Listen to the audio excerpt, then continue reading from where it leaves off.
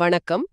புலால் மறுத்தல், அதாவது சைவம், இது வெறும் ஒரு சாப்பாட்டு பழக்கமா, இல்லனா இதுக்கு பின்னாடி நம்ம உடல், மனம், ஆன்மான்னு எல்லாத்தையும் பாதிக்கிற மாதிரி ஆழமான அறிவியல் காரணங்கள் இருக்கா? ஆன்மீக காரணங்களும் இருக்கா? ஆமா, ஆன்மீக காரணங்களும் இருக்கான்னு தான் நாம இன்னைக்கு ஆழமா அலச போறோம். எங்க கிட்ட சில ஆய்வு கட்டுரைகள், சித்தர்களோட பாடல்கள், திருக்குறள்னு நிறைய இருக்கு. ரொம்ப சுவாரஸ்யமான தலைப்பு. பாருங்க, ஒரு பக்கம் நம்ம கிட்ட நவீன அறிவியல் இருக்கு. குடல் மூளை இணைப்பு, மைக்ரோபயோம்னு புதுசு புதுசா பல விஷயங்களை சொல்லுது. இன்னொரு பக்கம் ஆயிரக்கணக்கான வருஷத்துக்கு முன்னாடியே நம்ம ஞானிகள், திருவள்ளுவர், திருமூலர், வள்ளலார்னு. ஆமா, அவங்க எல்லாரும் இதை பத்தி பேசியிருக்காங்க. இன்னைக்கு நம்ம நோக்கம் என்னன்னா, இந்த ரெண்டு உலகத்தையும் இணைக்க முடியுமான்னு பாக்குறது தான். அறிவியலும் மெய்ஞானமும் ஒரே விஷயத்தை தான் வேற வேற மொழியில சொல்றதா? வாங்க பார்க்கலாம். கண்டிப்பா. சரி, அப்ப முதல்ல அறிவியல்ல இருந்தே ஆரம்பிக்கலாம். இப்போல்லாம் நம்ம குடல ஒரு இரண்டாவது மூளை அப்படின்னு பரவலா சொல்றாங்க. அது ஏன்? அது வெறும் ஒரு கவர்ச்சியான வார்த்தை இல்ல, அது ஒரு மருத்துவ உண்மை. நம்ம குடலை சுட்டி இருக்கிற நரம்பு மண்டலத்துக்கு பேரு என்டரிக் நர்வஸ் சிஸ்டம். ஓஹோ. இதுல கிட்டத்தட்ட 50 கோடிக்கும் மேல நரம்பு செல்கள் இருக்கு. சொல்லப்போனா நம்ம தண்டுவடத்துல இருக்கிறத விட இது அதிகம். அப்படியா? ஆமா, அதனாலதான் அது மூளையோட உதவி இல்லாமையே செரிமானம் சம்பந்தப்பட்ட பல முடிவுகளை தன்னிச்சையா எடுக்கும். அதனாலதான் அதை இரண்டாவது மூளைன்னு சொல்றாங்க. சரி, இதுக்கும் நம்ம மனநிலைக்கும் என்ன நேரடி சம்பந்தம் இருக்கு. குடலையும் மூளையும் இணைக்கிற ஒரு சூப்பர் ஹைவே இருக்கு. அதுக்கு பேரு வேகஸ் நரம்பு. வேகஸ் நரம்பு ஒரு தகவல் நெடுஞ்சாலை மாதிரியா? மிகச்சரியா சொன்னீங்க. ஆனா இதுல ஒரு ஆச்சரியமான விஷயம் என்னன்னா, 90% தகவல்கள் குடல்ல இருந்து மூளைக்கு போகுது. என்னது? மூளையிலிருந்து குடலுக்கு வெறும் 10% தானா? ஆஹா, அதாவது உங்க குடல் உங்க மூளை கிட்ட தொடர்ந்து பேசிட்டே இருக்கு. உங்க குடல் எப்படி இருக்கோ அதுதான் உங்க மனநிலையை தீர்மானிக்குது. ஒரு நிமிஷம்.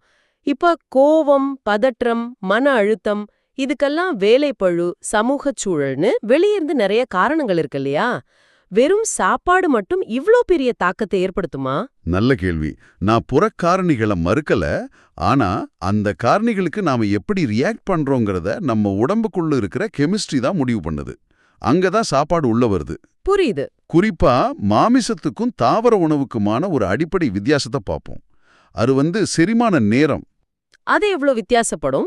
நார்ச்சத்து நிறைஞ்ச காய்கறி, பழங்கள்லாம் ஒரு 18லேருந்து 24 மணி நேரத்துல செரிமானம் ஆகி உடம்ப விட்டு வெளியேறிடும். சரி. ஆனா நார்ச்சத்து சுத்தமா இல்லாத மாமிசம் நம்ம குடல்ல 48லேருந்து 72 மணி நேரம் வரைக்கும் தங்கி இருக்கும். என்ன சொல்றீங்க? 3 நாள் வரைக்குமா? நம்ம உடம்போட வெப்பநிலை ஒரு 37 டிகிரி செல்சியஸ் இருக்கும். அவ்ளோ சூடான இடத்துல ஒரு மாமிச துண்டு 3 நாள் இருந்தா என்ன ஆகும்? நீங்க யோசிக்கிறது சரிதான். அங்க அழுகல், அதாவது பியூட்ரிஃபேக்ஷன்ங்கிற ஒரு செயல்முறை ஆரம்பிக்குது. குடலுக்குள்ளேயேவா? ஆமா, வெளியே வச்சா ஒரு இறைச்சி எப்படி கெட்டு போகுமோ அதேதான் மெதுவா குடலுக்குள்ள நடக்குது. அப்போ கெடாவரின், பியூட்ரிசின் மாதிரியான நச்சு ரசாயனங்கள் உருவாகும். இந்த நச்சுக்கள் ரத்தத்துல கலக்கும். ஓ, இதனாலதான் சில சமயம் காரணம் இல்லாம ரொம்ப சோர்வா இருக்கா? கரெக்ட். தீராத சோர்வு, காலையில எழுந்தா கூட டயர்டா இருக்கிறது, ஒரு மந்த நிலை, இதுக்கெல்லாம் இதுதான் முக்கிய காரணம். இது உடல் ரீதியான பாதிப்பு. மன ரீதியா இது எப்படி வேலை செய்யுது? அந்த வேகஸ் நரம்பு வழியா இந்த நச்சுக்கள் மூளைக்கு சிக்னல் அனுப்புமா? நேரடியாவே பாதிக்கும். நம்ம மன அமைதிக்கும் சந்தோஷத்துக்கும் காரணமான செரட்டோனின்னு ஒரு நியூரோ டிரான்ஸ்மிட்டர் இருக்கு. ஆமா, கேள்விப்பட்டிருக்கேன். பயங்கரமா பாதிக்கும்.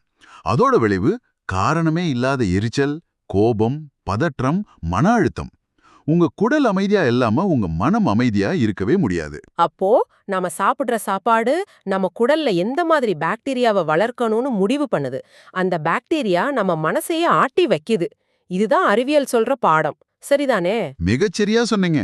இந்த குடல் சுத்தம், ரத்தத்துல நச்சு கலக்கிறது, மந்த நிலை, இந்த வார்த்தைகள் எல்லாம் கேட்கும்போது எனக்கு நம்ம சித்தர்கள் சொன்ன விஷயங்கள் ஞாபகத்துக்கு வருது.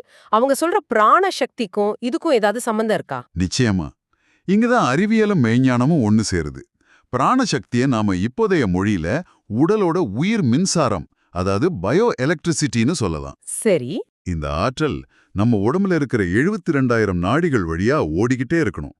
அது தடையின்றி ஓடினா உடலும் மனசும் ஆரோக்கியமா கூர்மையா இருக்கும்.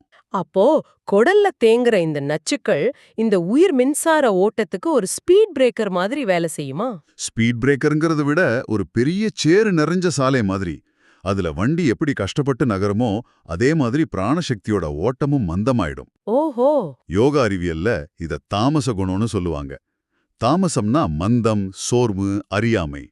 குடல்ல அழுகிற மாம்சத்தால உருவாகிற நச்சுக்கள் நரம்பு மண்டலத்தை மந்தமாக்கி ஒரு மாதிரி பிரெயின் ஃபாக உருவாக்கும்.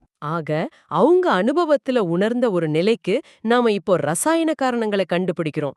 வள்ளலார் தேக சுத்தி பத்தி பேசுனதும் இதனாலதானா? அவர்தான் இதோட ஆணிவரியே பிடிச்சோரு. உடம்பு சுத்தமா லேசா இருந்தாதான் மூச்சு ஆழமா சீரா இருக்கும். மூச்சு சீரா இருந்தாதான் பிராண ஓட்டம் நல்லா இருக்கும். புரியுது. அவர் ரொம்ப எளிமையா ஒரு கேள்வி கேட்கிறாரு. அழுகிய பிடத்த குடலுக்குள்ள சுமந்துட்டு திரியிற ஒரு உடம்புல உயிராற்றல் எப்படி பிரகாசிக்கும், அருளொளி எப்படி தோன்றும்னு கேட்கிறாரு. கேட்கவே ரொம்ப ஆழமா இருக்கு. அப்போ ஆன்மீக பயணத்தோட முதல் படியே குடல் சுத்தி தான். ஆமா, சரி, இன்னும் கொஞ்சம் ஆழமா நம்ம ஞானிகளோட பார்வைக்குள்ள போலாம். திருக்குறள்ல இருந்து ஆரம்பிப்போம். வள்ளுவர் இதை எப்படி பார்க்கறாரு? திருக்குறள்ல புலால் மறுத்தல்னு ஒரு தனி அதிகாரமே இருக்கு. அதுலயே அதோட முக்கியத்துவம் நமக்கு விளங்கும். வள்ளுவர் இத ஒரு உணவு பழக்கமா மட்டும் பார்க்கல, பின் எப்படி பார்க்கறாரு? அருள் அப்படிங்கிற ஒரு உயர்ந்த குணத்தோட வெளிப்பாடா பார்க்கறாரு. அருள்னா இரக்கம், கருணை, அந்த அர்த்தத்திலா? அதை விட ஆழமானது. குறள் 251ல கேட்கிறாரு. தன்னூன் பெருக்கற்கு தான் பிரிது ஊனுண்பான் எங்கனம் ஆளும் அருள். அதாவது தன் உடம்ப வளர்க்கறதுக்காக இன்னொரு உயிரோட உடம்ப சாப்பிடுறவங்கிட்ட எப்படி அருள் இருக்குன்னு கேக்குறாரு. அதேதான், இங்க அருள்னா வெறும் பரிதாபம் இல்ல, எல்லா உயிரையும் தன்னை போலவே பார்க்கிற ஒரு பார்வை. அந்த பார்வை உள்ளவன் இன்னொரு உயிரோட தசைய சாப்பிட மாட்டான். இதுதான் அவரோட வாதம். சாப்பிடுறவங்க இருக்கிறதால தானே கொலையே நடக்குதுன்னு அவர் சொல்றாரு இல்லையா? ஆமா, அதுதான் அந்த அதிகாரத்தோட மிக முக்கியமான குறள். குறள் 256. திணற் பொருட்கால் கொல்லாது உலகினின் யாரும் விளைபொருட்கால் ஊன் தருவார் இல். ரொம்ப தெளிவான பார்வை. சாப்பிடுறதுக்கு ஆள் இல்லனா விக்கிறதுக்கு யாரும் கொல்ல மாட்டாங்க. அதனால அந்த கொலையோட முழு பாவத்திலையும் சாப்பிட்றவனுக்கு தான் முதல் பங்குங்கிறாரு.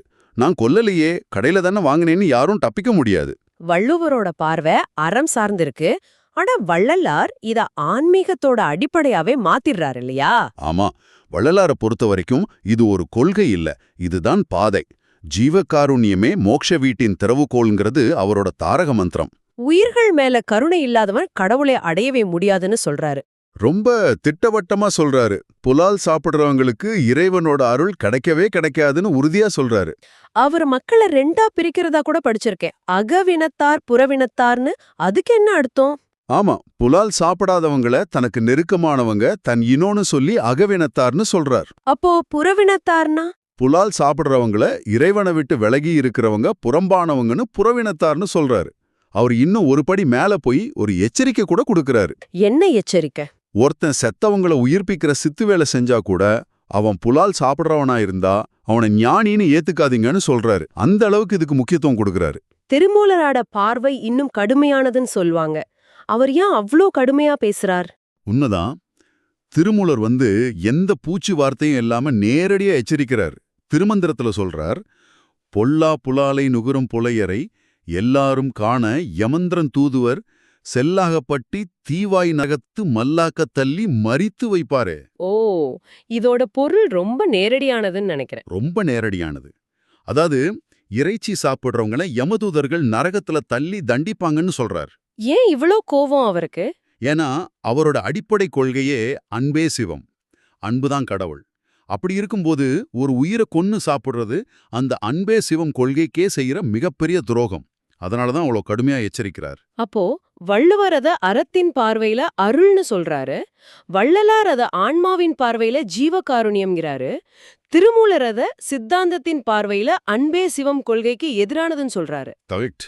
3 பேரும் வேற வேற கோணத்துல பேசினாலும் அவங்க சேர்ற இடம் ஒண்ணுதான். பாதை வேற, இலக்கு ஒண்ணு. சரியா சொன்னீங்க. அப்போ நாம இன்னைக்கு பேசினதெல்லாம் வச்சு பார்த்தா புலால் மறுத்தல்ங்கிறது அது உடல் ஆரோக்கியம், மனத்தெளிவு, அப்புறம் ஆன்மீக வளர்ச்சி, இது மூணோடையும் பிரிக்க முடியாத ஒரு சங்கிலி தொடர் மாதிரி பிணைஞ்சிருக்கு. அருமையா தொகுத்தீங்க. அதாவது குடல்ல ஆரம்பிக்கிற சுத்தம் ரத்தத்துல கலந்து பிராண ஓட்டத்தை சரி பண்ணி மனசை அமைதிப்படுத்துது. கடைசில கருணை, அருள் மாதிரியான உயர்நிலை உணர்வுகளுக்கு கதவை திறக்குது. இந்த முழுமையான பார்வையைத்தான் அறிவியலும் மெய்ஞானமும் நமக்கு காட்டுது. இந்த உரையாடலோட இறுதியில உங்களுக்காக ஒரு சிந்தனையை மட்டும் விட்டுட்டு போறேன். சொல்லுங்க. நம்ம பேசின வள்ளுவர் புலால் மறுத்தல் அதிகாரத்துல குறள் 257ல ஒரு அற்புதமான ஆனா மனச உழுக்கிற ஒரு வார்த்தையை பயன்படுத்துறார். மாமிசத்தை அவர் பிறதொன்றன் புண் அப்படின்னு சொல்றார். பிறதொன்றன் புண், அதாவது அது வேறொரு உயிரோட உடம்புல ஏற்பட்ட ஒரு காயம், ஒரு புண். ஆமா, நாம சாப்பிடுறது உண்மையில வேறொரு உயிரோட புண்ணு அப்படிங்கிறத நம்ம முழுசா உணர்ந்ததுக்கு அப்புறம் நம்ம தட்டுல இருக்கிற அந்த சாப்பாட்டை நாம பார்க்குற பார்வை அது அப்படியே இருக்குமா இல்ல மாறுமா? ஆழமான கேள்வி. இந்த கேள்வியோட இந்த உரையாடலை நிறைவு செய்வோம்.